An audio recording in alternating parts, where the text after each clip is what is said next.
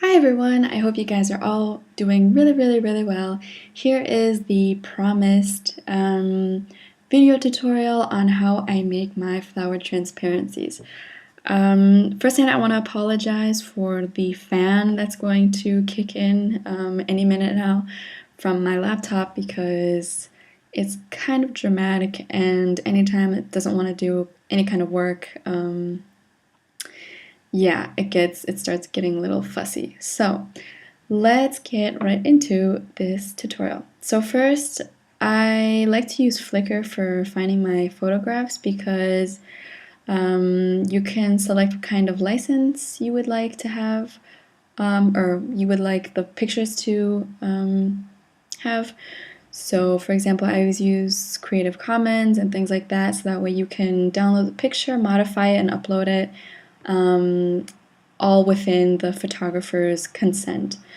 So what you want to do once you found this flower, or any kind of flower, this is just one of my favorite hybrid tea roses, yeah, you want to click on this little download icon and select large. This is a pretty good resolution, and you can already hear my fan kicking in.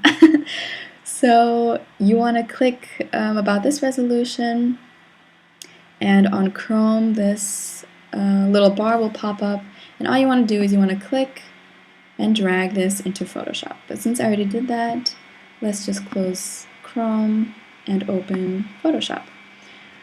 So there we have our beautiful photograph. So what you want to do is you want to select this tool on the left right here. It's a paintbrush and dotted circle tool. It's the fourth from the top. So once you have this selected, you want to click and drag and kind of select as you go every part of the flower that you want included in your transparency. Now, your first try won't be perfect, but it's okay because you get a lot of tries in Photoshop and life. So next, what you want to do is, if you miss this edge of the petal, you just want to select it again, and on this left side, let's get those petals. And yeah, but you see right here, whoops, sorry, you see right here we still have part of this green background, this green leaf. So what you want to do is you want to zoom in. So use Command and then the plus sign, so Command plus. And let's get a smaller cursor, so let's right click. Oop, wrong thing. Let's go up here and let's get like a, yeah, 15 is good. Alright, next what you want to do is, once you have the size of the cursor selected, you want to go to the Alt Option key on your keyboard, press that, and then you can see how the plus sign in the middle of your cursor will turn into a minus sign. So once it does that, you just want to get rid of the selection that you don't want to be a part of your transparency. So in this case, the little green.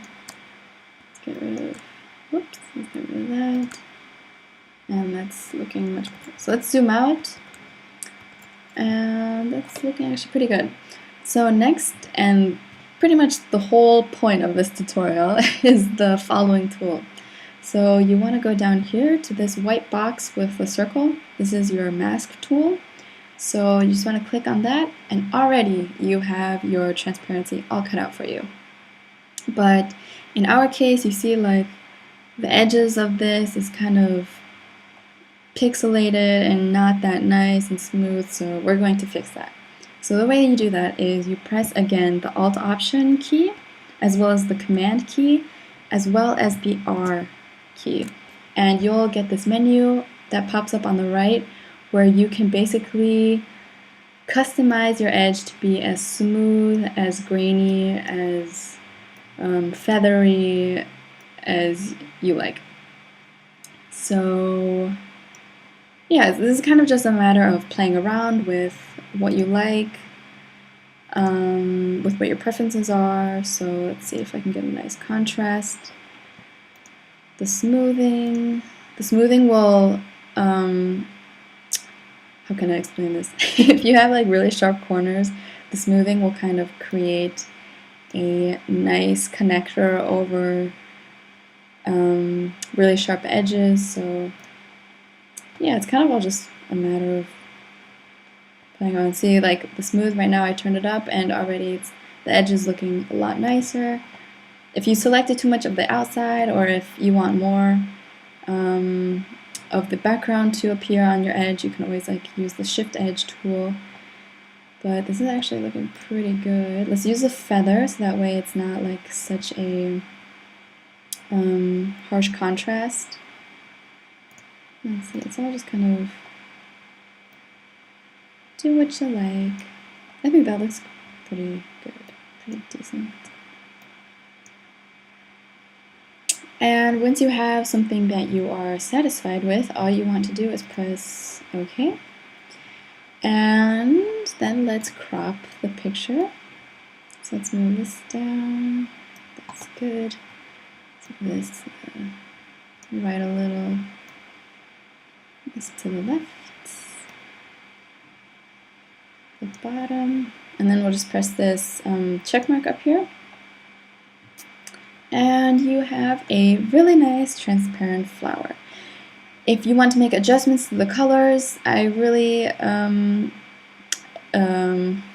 my German side is kicking in. I would really recommend you use these tools right here. So things like levels really help you with your brightness more than the actual brightness and contrast tool.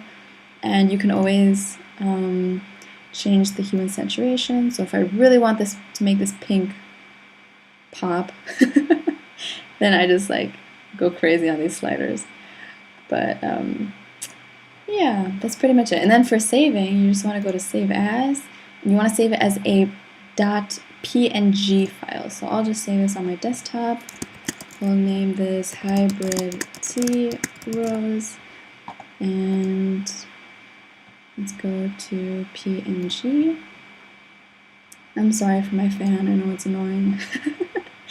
And then when you save it as the PNG, you want to make sure you have these settings, and then just press OK. And then you can see down here how far it's taking to save.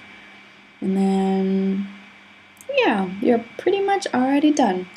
And all you need to do is then upload it to whatever site. And yeah, like right here, let's grab this layer right here. You see how the background doesn't move along with the flower itself, so that means everything worked. Let's move this back in the center. Very good.